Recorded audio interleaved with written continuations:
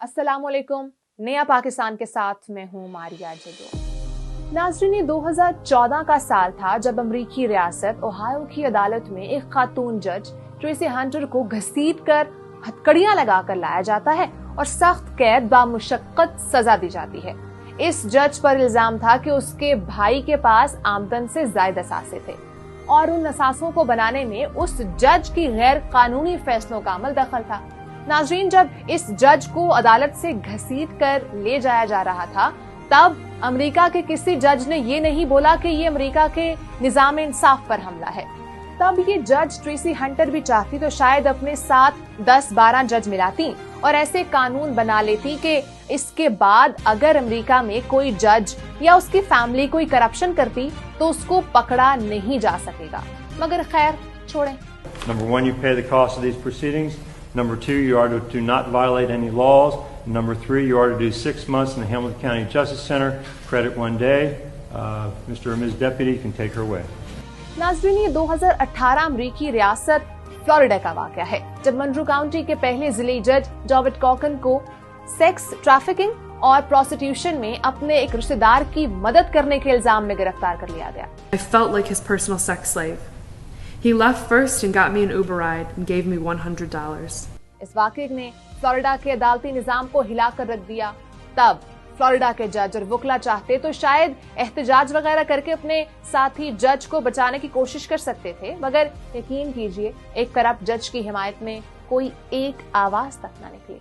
Judge Jared Calkins, explosive details today in the case against him, accusing the former Monroe County judge of prostitution and other heinous crimes. America की होगा county के जज lens मैसन को जब सितंबर 2019 में बीवी के कत्ल के इल्जाम में 35 साल की सख्त कैद बामुशक्कत सुनाई जाती है, तब भी अमेरिका के वकीला या जजेस कम्युनिटी में से कोई एक भी आवाज इस कातिल जज के लिए नहीं निकली थी।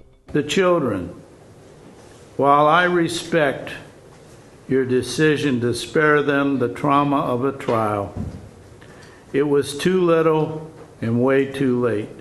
इसी तरह अमेरिकी न्यूयॉर्क स्टेट के रोचेस्टर कोर्ट की जज लेटिसिया एस्टेसियो को फकत एक मामूली सी गलती पर न सिर्फ बरतरफ कर दिया गया बल्कि 180 दिन जेल की सजा भी सुना दी गई। लेकिन हाय अफसोस के इस मोहतरम जज की तौहीन पर भी अमेरिका में एक जरा सी मामूली सी भी आवाज न उठ सकी। The former Rochester City Court judge sentenced to 6 months in jail for violating her probation. Australia में एक जज सिर्फ ट्रैफिक कवानीन की पाबंदी नहीं करता तो उसको जेल भेज दिया जाता है। A former Supreme Court judge who wrote guidelines for sentencing drink drivers has pleaded guilty to being over the limit himself. Roderick Howie was charged with mid-range drink driving last month after causing a serious car accident in Sydney's northwest. याद रहे, दुनिया के बहुत से ममालिक में ये कानून है कि अगर कोई जज गलती करे तो उसे आम आदमियों से ज्यादा सख्त सजा मिलती है। अभी पिछले साल की बात है कि अमेरिकी रियासत मिशिगन स्टेट की एक जज ट्रीसा ब्रेनन को अपनी तलाक के कागजात में रद्दोबदल के इल्जाम में न सिर्फ फौरी गिरफ्तार किया जाता है बल्कि 12 घंटों के अंदर सजा सुनाकर जेल भेज दिया जाता है। The sentencing judge told Brennan she violated every oath she has taken to uphold the law and gave her the maximum 6 months. Which are utterly unacceptable for a person who took an oath many times or a couple of times to uphold the law, required others to tell the truth.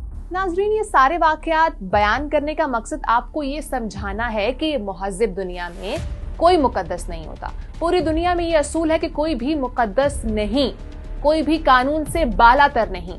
चाहे कोई सियासतदान है, चाहे कोई फौजी है, चाहे कोई वकील है और चाहे कोई जज है, कोई भी जुर्म करता है तो उसे बराबर की सजा मिलनी चाहिए।